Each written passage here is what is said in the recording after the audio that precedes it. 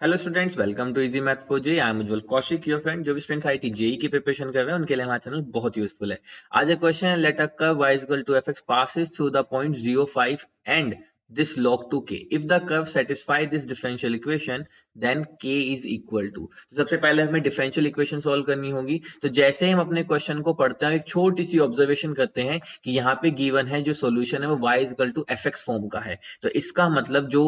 मेरी linear equation बनेगी अगर मैं बनाऊं, क्योंकि देखो यहाँ पे अगर मैं अपनी डिफरेंशियल इक्वेशन पे ध्यान दूं तो वेरिएबल सेपरेबल से पॉसिबल नहीं है। y और e की पावर 2x की टर्म साथ चलेंगी, होमोजीनियस भी नहीं है, तो सिर्फ लीनियर बचती है। तो dy by D X plus P Y is equal to Q form बनाने की कोशिश करेंगे हम, जहां पे p और q क्या होते हैं, फंक्शन ऑफ x या फिर कांस्टेंट, फंक्शन ऑफ x या फिर कांस्टेंट। ठीक है, तो इस केसेस में इंटीग्रेटिंग फैक्टर क्या होता है, e की पावर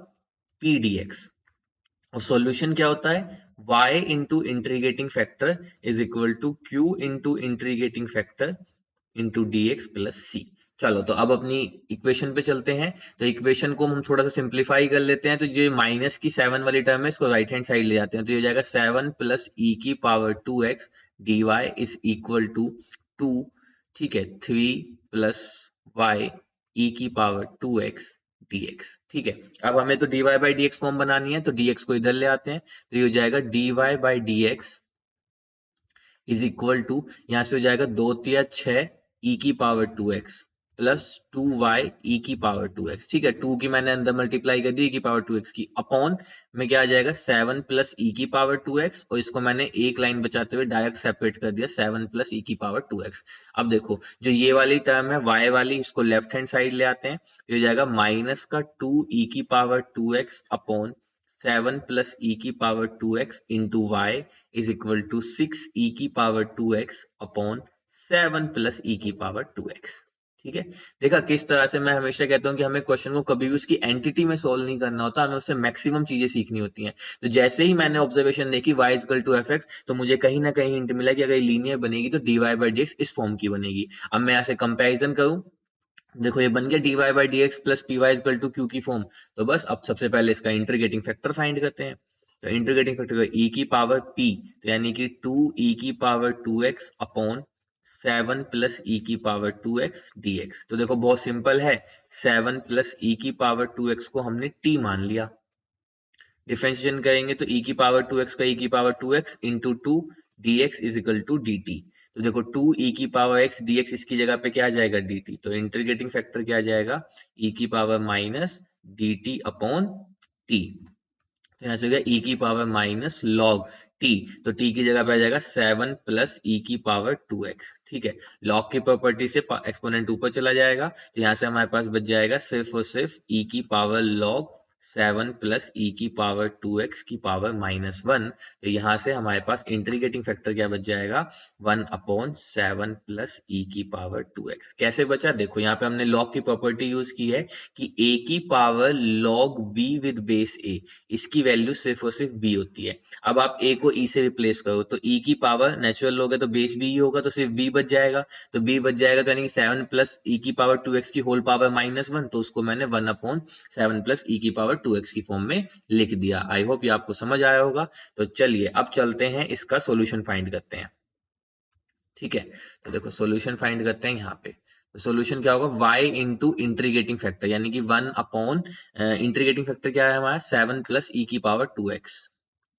7 प्लस e की पावर 2x, ये आया ना, एक बार देख लेते हैं, 7 प्लस e की power 2x, this is equal to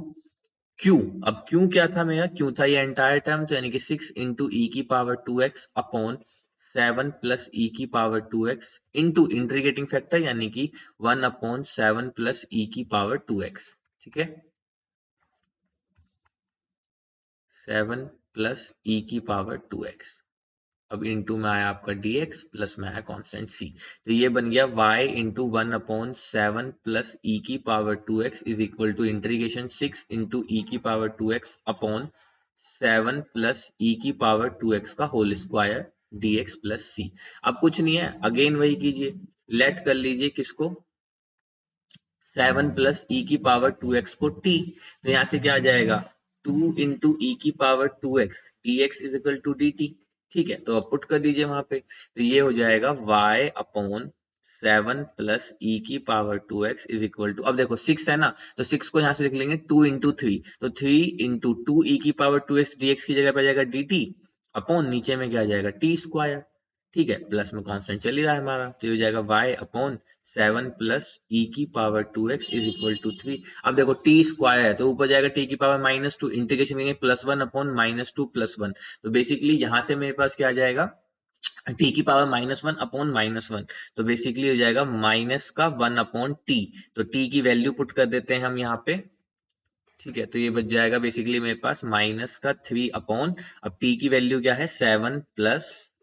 e की पावर 2x, ठीक है, प्लस में कांस्टेंट है c, ठीक है, आप लोग समझ पाए होंगे 1 अपॉन टी स्क्वायर का इंटीग्रेट किया है, तो इंटीग्रेट करने में टी की पावर -1 अपॉन -1, तो इसको -1 अपॉन टी लिख सकते हैं, तो बस वही किया मैंने -1 अपॉन टी और टी की जगह पे लिख दिया 7 प्लस ई की पावर 2x, तो ये आ गया मेरा सोल्यूशन। अब ये पास करता था पॉइंट 0,5 से, तो 0,5 इसको सेटिस्फाई करेगा, तो रखते हैं, तो y की जगह पे 5 रखो, तो 5 अपॉन 7 प्लस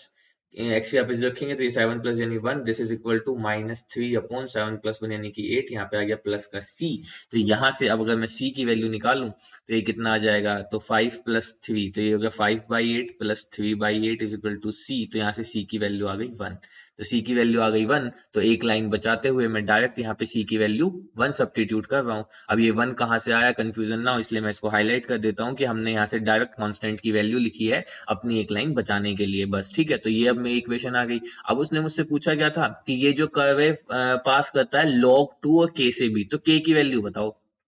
तो ठीक है, तो इसका मतलब ये log 2 और k को भी सेटिस्फाई करता होगा अगर मैं इसको इक्वेशन 1 कहूँ, ठीक है, तो अब इक्वेशन 1 में बाय इक्वेशन 1 चलते हैं हम, तो ये कौन से पॉइंट log 2 कोमा k इसको सेटिस्फाई करता होगा, तो अब यहाँ से सब्स्टिट्यूट कर दीजिए, तो x की जगह पे हम सब्स्टिट्यूट करेंगे log 2 और नेचुरल log है e, तो वो ऑब्वियस लेके चलेंगे हम, ठीक है, तो यहाँ पे हो जाएगा y की जगह पे जाएगा k अपॉन 7 प्लस e की पावर 2 इनटू, अब x की जगह पे क्या जाएगा log 2 विद बेस e, ठीक है, this is equal to -3 upon 7 plus e की power 2 into log 2 with base e, plus में आ गया 1, तो बेसिकली दोनों साइड सेम टर्म है, तो मैं क्या करता हूं बिना कोई कंफ्यूजन करे इस टर्म को अलग से ही सोल्व कर लेता हूं, 7 प्लस ई की पावर 2 इंटू एक्स की जगह पे रखा है उन्होंने log 2 विद बेस ई। अब देखो हम यहाँ पे एक्सपोनेंट रूल यूज करेंगे तो ये हो जाएगा 7 प्लस ई की पावर log 2 की पावर 2 विद बेस ई, और अभी मैंने आपको बताया था, अगर नहीं पता फिर से बता देता हूं कि a की power log b with base a, इसकी वैल्यू b ही होती है। अब आप यहां से a को e से रिप्लेस करेंगे तो e की पावर log 4 अपॉन e, तो यहां से सिर्फ क्या बच जाएगा 7 प्लस 2 की पावर 2 यानी कि 7 प्लस 4, तो यहां से आ जाएगा आपका 11, तो इस पूरी टर्म की जगह क्या आ गया 11, तो k by 11 this is equal to -3/11 plus का 1, तो k by 11 is equal to LCM ले लेंगे, तो 3 गए तो यहाँ पे बच जाएगा 8/11, तो 11 से 11 कैंसिल, तो यहाँ से k की वैल्यू आ गई 8, तो k की वैल्यू 8, देखते हैं कौन सा ऑप्शन है हमारा, तो option number 2, 8 is our right answer. I hope you are able to understand the video. If you have still doubt, you can ask to me into the comment box. Thank you very much. Please subscribe the channel. Be happy.